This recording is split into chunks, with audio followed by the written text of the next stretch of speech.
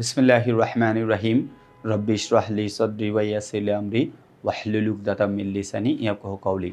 প্রিয় শিক্ষার্থী বন্ধুরা, আমি মোহাম্মদ মানিক রতন আবারও হাজির হয়ে গেলাম ইজি ইংলিশ ফার্স্ট পেপার বই থেকে মডেল কোয়েশ্চেন 1 এর 7 নম্বর কোয়েশ্চেন সলিউশন নিয়ে। সো কলেজা ভাই বোন, let's get started.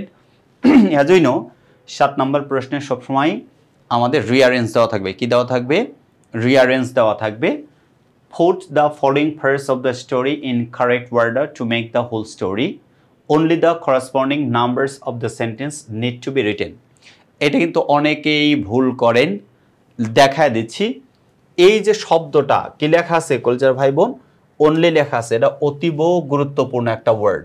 Only the corresponding numbers of the sentences need to be written। তার মানে আপনাকে এই সেন্টেন্সগুলো লেখা যাবে না, শুধু করাসপন্ডিং নাম্বারগুলো লিখতে হবে। কীভাবে লিখবেন? ধরেন লিখলেন answer to the question number 7 লিখলেন, লেখার পরে আপনি একটা বক্স আঁকাবেন। কি আঁকাবেন? বক্স আঁকাবেন। আপনাকে কি আঁকাইতে হবে? একটা বক্স আঁকাইতে হবে। বক্সের মধ্যে 8টা ঘর থাকবে। কয়টা ঘর থাকবে? 8টা। 1 2 3 4 5 1 2 3 4 5 6 7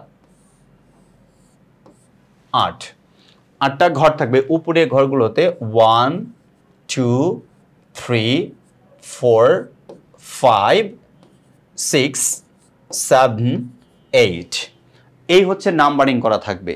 এরপরে কোনটার পর কোনটা বসবে আপনাকে আনসার শুধু লিখতে হবে। যেমন দেখেন, পুরো গল্পটা আগে পড়ে নেই, তারপরে আমরা মিনিং অনুযায়ী সাজাবো। He sat on the door step of his house looking out on the public streets. Socrates could not tolerate this. She always tried to irritate Socrates. This made his wife more furious. She began to insult him. So he went out of his room. Socrates' wife used to lose her temper on the slightest excuse. One day the woman became more furious than ever. তো এই যে 8টা sentence আছে আমরা পড়লাম, এখানে প্রথম sentence বিবেচনায় G number থাকে।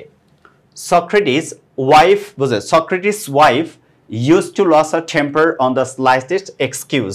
তার মানে আমরা যদি একটু কালারটা চেঞ্জ করে লিখি মনে হয় আমাদের জন্য একটু ভালো, মানে দেখতে গেছে তো লাল কালার ইউজ করে ফেলছি। তার মানে আনসার জি, এটা কি হবে? জি নাম্বার হবে। ওকে, তার মানে Socrates wife use to lose a temper on the slightest excuse. খুব তাড়াতাড়ি খুব ছোট্ট একটা বিষয় নিয়ে খুব হাই টেম্পার লস করতে, অর্থাৎ মেজাজ হারিয়ে ফেলতেন সক্রেটিসের স্ত্রী। ভালো কথা।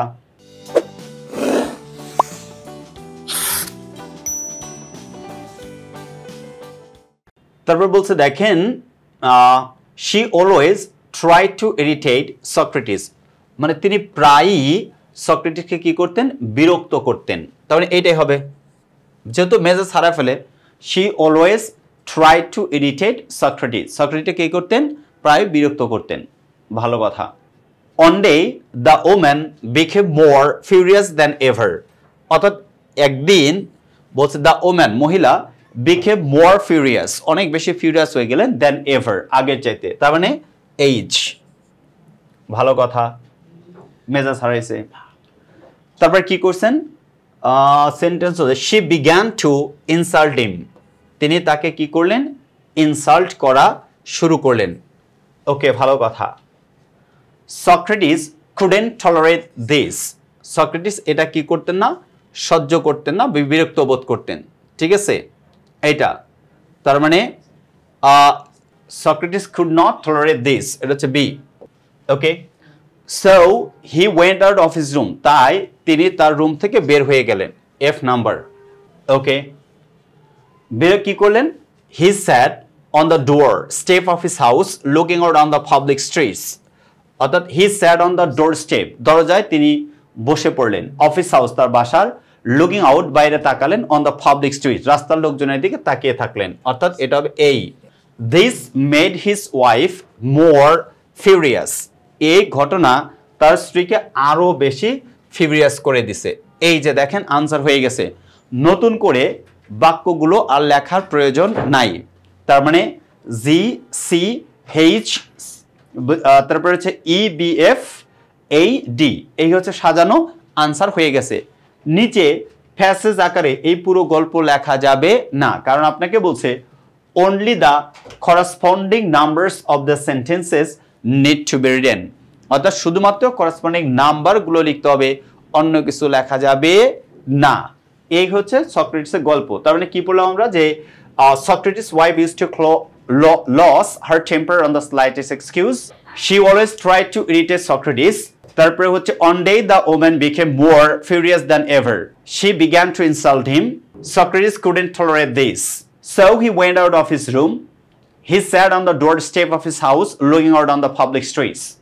This made his wife more furious. এই ছিল হচ্ছে রিঅ্যারেঞ্জের আনসার। তার মানে রিঅ্যারেঞ্জটা লিখতে গেলে কিভাবে লিখতে হবে, অর্থাৎ আমরা যে আপনাদের আনসিন প্যাসেজ থেকে যে পুরো ইয়াটা সলিউশন করে রিঅ্যারেঞ্জের ব্যাপারগুলো আলাদা ছিল, সেখানে বিস্তারিত আলোচনা করে দিয়েছি। সো কলেজার ভাইবেন এরকম সহজ সরলভাবে যদি আপনি রিঅ্যারেঞ্জগুলো লিখতে চান, অবশ্যই আমাদের লেখা এই যে ইংলিশ ফার্স্ট পেপার বইটা সংগ্রহ করতে ভুল করবেন না।